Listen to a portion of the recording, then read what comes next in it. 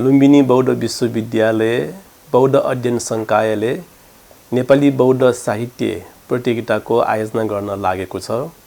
यो कार्यक्रम यही शैक्षिक सत्रको मसान्तमा सञ्चालन गर्ने योजना रहेको छ। यो कार्यक्रम सञ्चालन गर्नुको पछाडि मुख्यतया दुईटा कारणहरू छन्।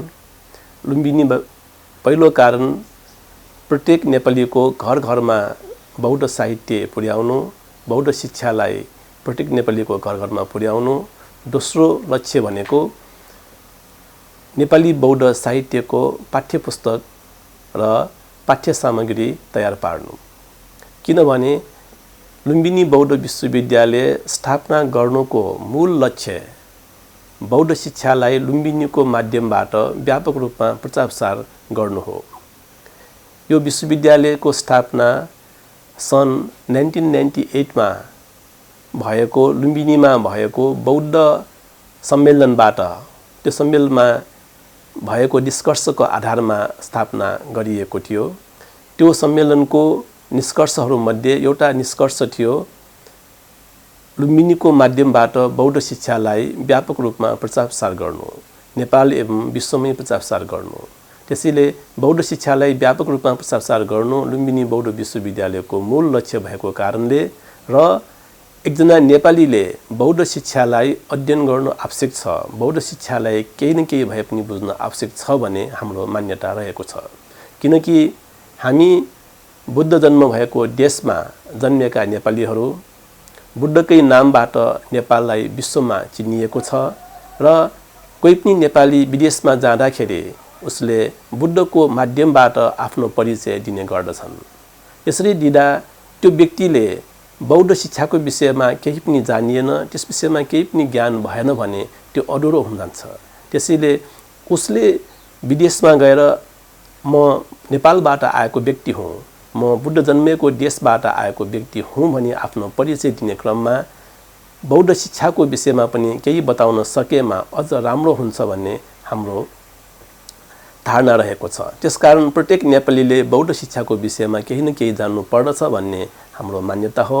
र बौद्ध शिक्षालाई व्यापक रूपमा घर घरमा पुर्याउने माध्यम के हो त भन्दाखेरि एउटा माध्यम शैक्षिक माध्यमबाट हो। त्यो शैक्षिक माध्यम भनेको एकाडेमिक रूपमा बौद्ध शिक्षालाई सिकाउनु, त्यो युनिभर्सिटीबाट भइरहेको छ। र अर्को माध्यम भनेको बौद्ध शिक्षा सम्बन्धी विभिन्न किसिमका क्रियाकलापहरूको आयोजना गर्नु। त्यस्तै किसिमका क्रियाकलापहरूमध्ये एउटा क्रियाकलाप बौद्ध साहित्यको प्रतियोगिता गर्नु अथवा बौद्ध साहित्यको रचना गर्ने व्यक्तिहरूलाई बौद्ध साहित्य सम्बन्धी रचना गर्न दिनु, त्यो पनि एउटा माध्यम हो। यसै क्रममा अहिले हामी नेपाली बौद्ध कथा प्रतियोगिता गर्न लाग्दैछौँ। कथाको माध्यमबाट बौद्ध शिक्षालाई प्रचार प्रसार गर्न सकिन्छ। किनकि कथामा मान्छेको भित्री मनमा उठेका भावनाहरू र त्यसलाई बौद्ध साहित्यसँग जोडेर लेखिएको खण्डमा त्यो अध्ययन गर्नको लागि अत्यन्त रोचक हुन्छ र अध्ययन गर्न इच्छुक व्यक्तिहरू र त्यो अध्ययन सामग्री अत्यन्त रसिलो हुने भएकोले त्यसको माध्यमबाट बौद्ध शिक्षालाई प्रचार प्रसार गर्न सकिन्छ। त्यसै कारण हामी यो समयमा नेपाली बौद्ध कथा प्रतियोगिता आयोजना गर्न लाग्दैछौँ।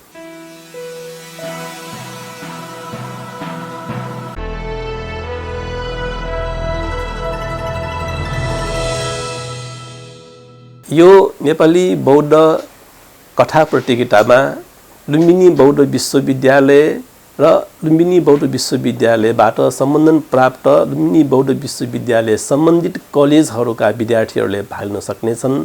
त्यस अतिरिक्त नेपालमा भएका जोसुकै साहित्यकारले पनि भाग लिन सक्नेछन्। यसमा सबैको लागि खुल्ला गरिएको छ। यसमा बोधिसत्वहरूको कथा, त्यस्तै जातक कथा, थेरगाथा, थेरीगाथा, बुद्धकालीन घटना जुनसुकैलाई पनि समावेश गर्न सकिनेछ। कुनै पनि यान, कुनै पनि वर्ग, जाति त्यस्तो किसिमको चाहिँ बायसनेस छैन, सबैलाई चाहिँ समेट्न सकिन्छ। यहाँ बौद्ध कथा भन्न खोज्न लागेको हामीले नेपाली बौद्ध कथा भन्नुको कस्तो कथालाई नेपाली बौद्ध कथा भन्न खोजिएको हो भने बुद्धकालमा भएका घटनाहरू, बुद्धको जीवनी, बुद्धको दर्शन, बुद्धको साहित्य, बुद्धको संस्कृतिसित सम्बन्धित कुरालाई समावेश गरेर लेखिएको नेपाली भाषामा लेखिएको साहित्यलाई नेपाली बौद्ध कथा भन्न खोजिएको हो। त्यो कथामा बुद्ध जीवनीकासित सम्बन्धित घटनाहरू हुन सक्छन्। त्यस्तै बुद्धकालमा घटेका विभिन्न घटनाहरू हुन सक्छन्, जस्तो कि थेरगाथा, थेरीगाथा भन्ने छ। त्यस्तै बुद्धकालमा भएका भन्तेहरू, गुरुमाहरू, भिक्षुहरू, अनागारिकाहरूसित सम्बन्धित घटनाहरू पनि हुन सक्छन्। ती घटनाहरूलाई समेटेर आधुनिक तरिकाबाट नेपाली शैलीमा लेखिएको कथालाई यहाँ नेपाली बौद्ध कथा भन्न खोजिएको हो।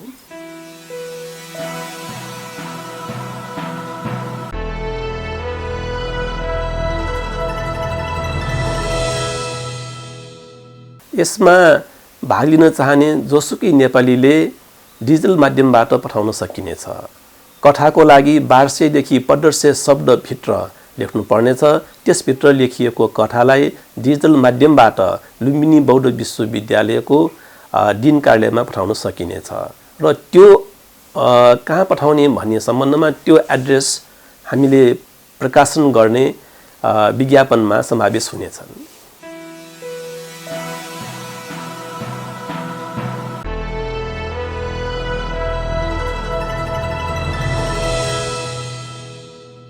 यो कथा प्रतियोगिताको एउटा चाहिँ योजना हामीले बनाएका छौँ। सुरुमा हामीले यसको प्रस्तावना तयार गरेका छौँ। त्यो प्रस्तावना अनुरूप यसको विज्ञापन प्रकाशन हुनेछ। त्यसमा कथा लेख्नुपर्ने विषयवस्तुहरू, कथामा समावेश हुने विषयवस्तुहरू, लेख्नुपर्ने शब्द, कुन फन्टमा र कहिले पठाउने, ती सबै कुराहरू उल्लेख हुनेछन्। र अहिले हाम्रो छलफल भएअनुसार यो ज्येष्ठको मसान्तसम्म, ज्येष्ठको 28 गतेभित्र कथा पठाउनु पर्नेछ।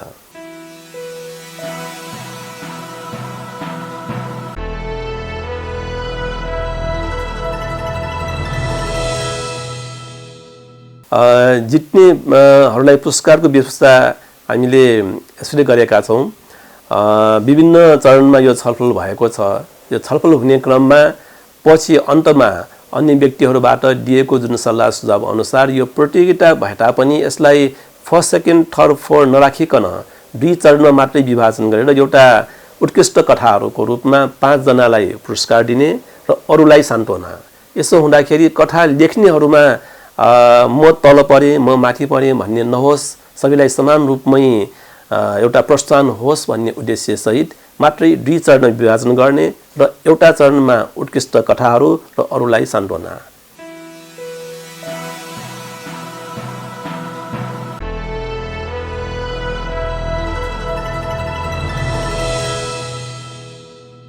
यो कथाको आयोजना गर्ने क्रममा हामीले एउटा मूल्याङ्कन समिति भनेर बनाएका छौँ।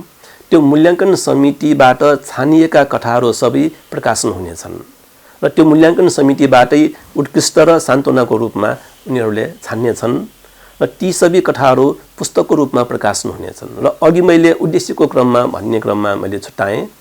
2टा उद्देश्यमध्ये अर्को उद्देश्य भनेको ती नेपाली बौद्ध पाठ्य सामग्री तयार पार्ने उद्देश्य हो। किनकि लुम्बिनी बौद्ध विश्वविद्यालय अन्तर्गत ब्याचलर तहरमा नेपालीको पढाइ भइरहेको छ र त्यो नेपाली विषय अन्तर्गत हामीले साहित्य अध्यापन गराउने क्रममा बौद्ध साहित्यलाई नै अध्यापन गराउन पाएमा अत्यन्तै उपयुक्त हुने। तर त्यस्तो किसिमको साहित्य अहिले धेरै पाइँदैन।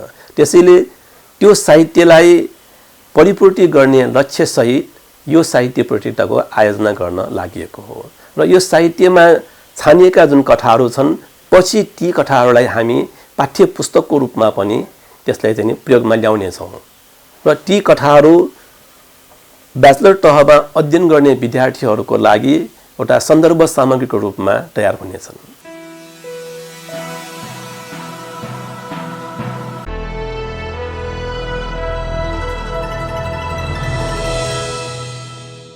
यसमा नेपाली भाषामा कथा लेख्ने विज्ञहरू, नेपाली भाषाका साहित्यका विज्ञहरूलाई यसमा मूल्याङ्कन समितिमा हामी राख्नेछौँ।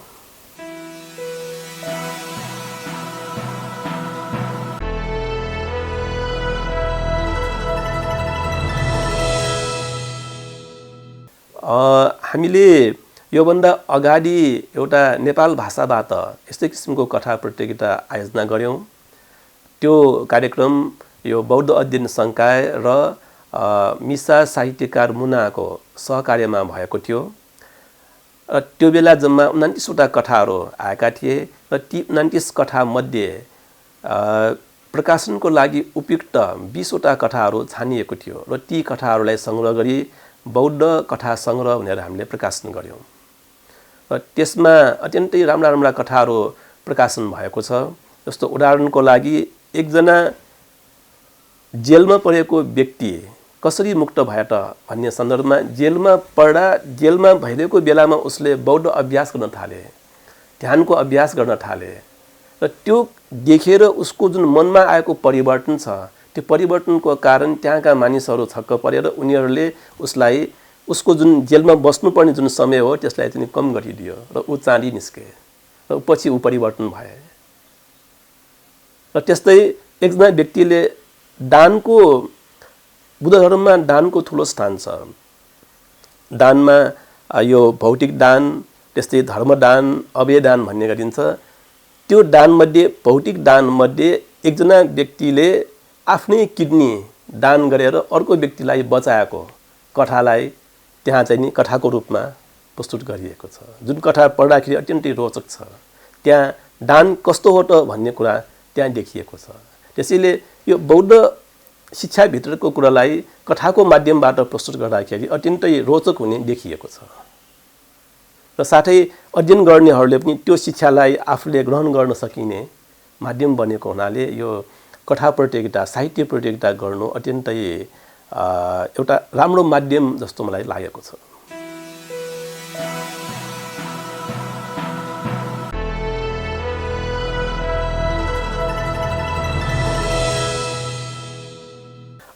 यसमा हाम्रो कार्यक्रमको योजना अनुसार सुरुमा हामीले प्रस्तावना बनाएका छौँ।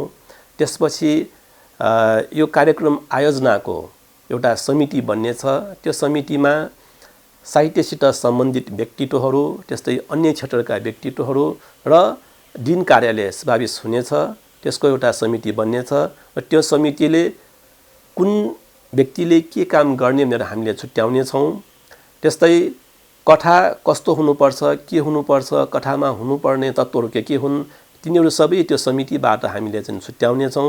त्यसपछि त्यसको विज्ञापन हुनेछ र विज्ञापनपछि प्राप्त हुने जति पनि कथाहरू छन् तिनीहरू सबैलाई हामी मूल्याङ्कन समितिमा पठाउनेछौँ र मूल्याङ्कन समिति छुट्टै बन्नेछ।